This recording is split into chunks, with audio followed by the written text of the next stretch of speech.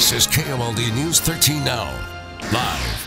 Well, good Thursday morning, everybody. I'm KAYNA Whitworth. And I'm Mark Stein. It's an emotional send-off this morning for Gabrielle Giffords as she officially resigned from the House of Representatives. For us specifically here in Arizona, with our close proximity to the border, people here really want to know more about your stance on immigration reform. I'm about 5'6", and I can barely even reach the top of where they've plowed.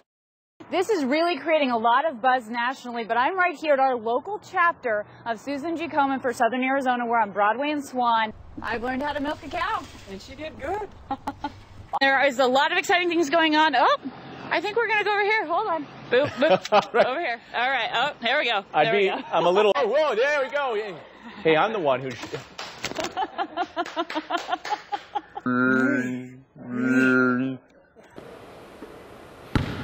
Whoa, good job. Goes in through his eye socket, all the way down his entire face, and then where it stops is it's pinching right on his carotid artery. So important for the officers.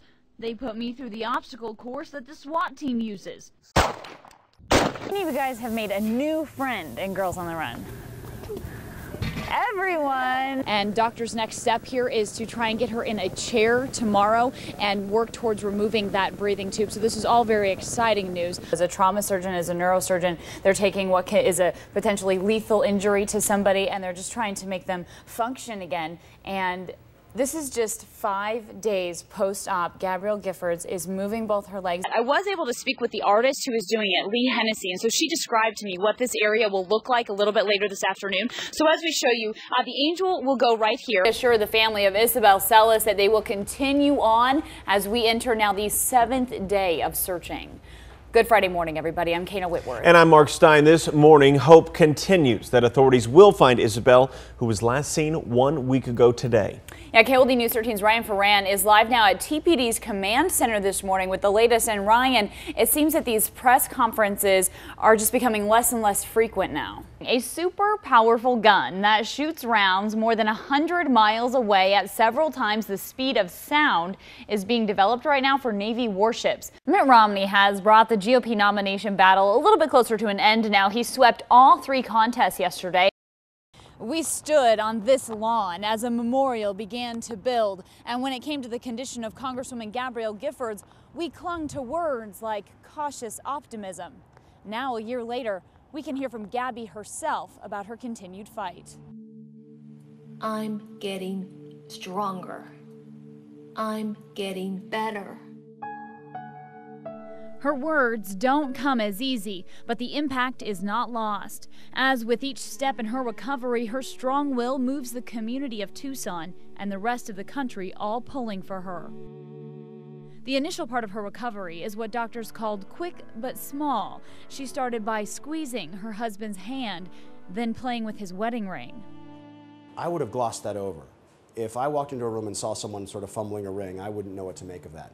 But when Mark told me that, in fact, that's what she would always do. When they'd go out to dinner, she'd grab his ring off his hand and actually start playing with it. That was a regular thing she did. That obviously has incredible significance.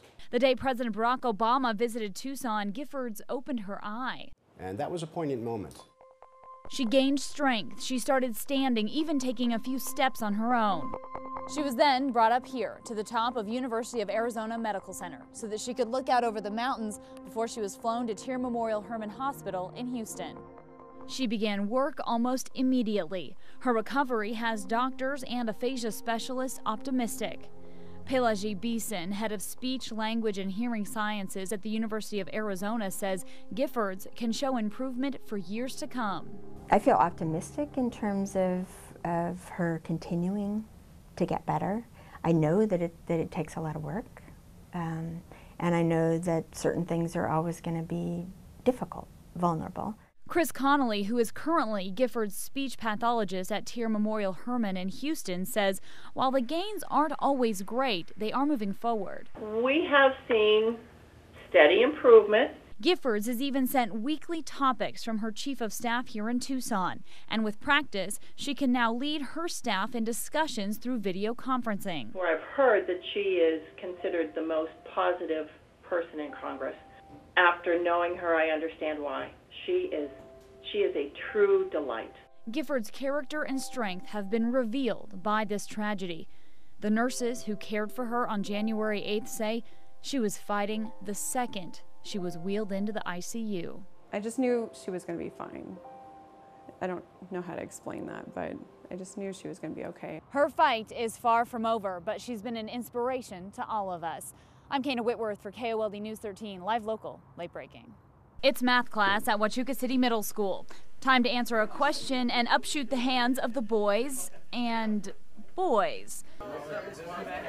These 7th graders are part of an idea from Crystal Wambach, a teacher at Huachuca City School. Her goal is simple, to bring up not only grades, but confidence as well, and so far, so good. For all the boys, their grades skyrocketed because we don't have the girls to lean on, so we actually have to use our brains. He seems wise beyond his years, but he's taken advantage of his new learning environment. While the boys are pulling up their grades, the girls are gaining in confidence. 8th grader Brittany Prestoy says she's noticed her female classmates taking on leadership roles that are typically owned by the boys. Well, a lot of the girls that are really shy get to actually speak up because they're not embarrassed of the boys. Mrs. Wambach, who teaches 7th and 8th grade math, says she uses the same lesson plans, just different teaching methods when it comes to single-gender classrooms. Boys want repetition. They want the math problems over and over again. Girls want to take one problem, analyze it, and now let's try another one. So is this the classroom of the future? The proof is in the pudding. At the end of the year, it's really the test scores that will determine the success. As for personal growth, the kids seem to be enjoying the idea. It's quieter than with the boys, and we get a lot more work done. I'm not trying to show off.